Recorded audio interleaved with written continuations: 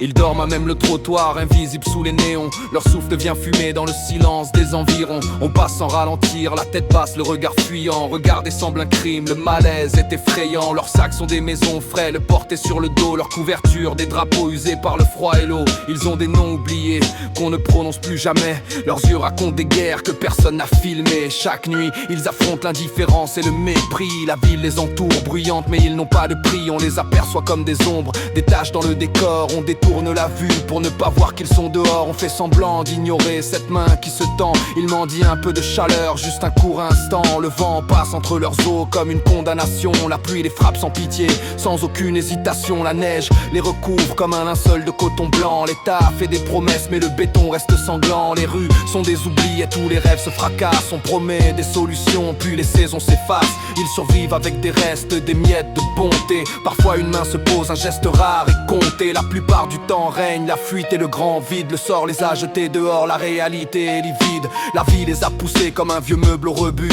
Victimes des insultes, du mépris et du refus. On parle d'eux comme d'un problème qu'il faut nettoyer, mais on oublie de les entendre, de les voir se noyer. La fatigue est gravée sur chaque trait de leur visage. La dignité se fissure sous les pas et le passage. Ils n'ont pas choisi le froid, la dèche ou le caniveau. Les chiens attirent plus d'égards, c'est le dernier niveau. On les traite comme des déchets, la bonté est sélective. Il y a en eux une patience amère, une âme captive. Le béton garde la trace de leur nuit sans sommeil. Les bancs conservent le froid en attendant le soleil. Leurs vêtements sont patchés, leurs chaussures à bout. Leurs mains témoignent d'une vie debout. Malgré tout, leurs souvenirs ne tiennent pas dans une chambre close. Ils se racontent entre eux quand le silence se pose. Le rire est une arme fragile contre l'oubli qui vient. La nuit ils guettent les fenêtres, le foyer d'un voisin. Ils imaginent des repas, des familles et des lueurs. Le cœur se serre devant ces scènes pleines de douceur. Parfois le sourire d'un gosse apporte un peu de jour, mais souvent c'est la peur qui fait son dernier tour. Les services d'aide sont loin, les portes sont fermées. La bureaucratie demande des preuves pour les désarmer. Ces procédures sont des murs que nul ne peut franchir.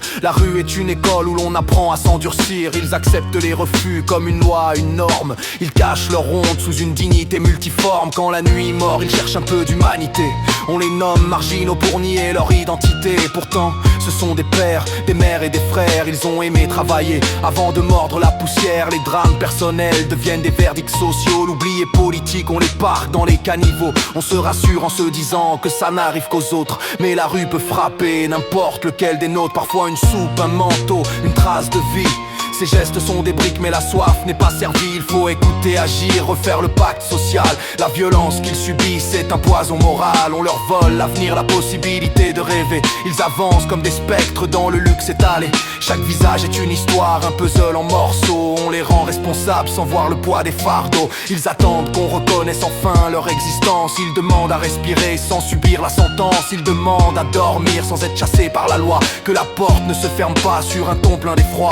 La misère n'est pas un show, c'est une urgence vitale. Ils ont besoin d'un toit, d'une écoute fondamentale. Les villes qui oublient les faibles deviennent de pierre. Le froid fige les cœurs, éteint la dernière lumière. Une société juste ne laisse personne au bord du vide. Leur vie a de la valeur, même dans ce monde aride. La solidarité commence en gardant la main tendue. Un café, un regard pour que l'âme ne soit plus perdue. Ouvrons les yeux, enfin, ils sont là, tenaces et fiers. Appelons-les par leur nom, brisons toutes les barrières. Ils méritent la dignité, pas des promesses en l'air. C'est un échec collectif, une plaie à découvert.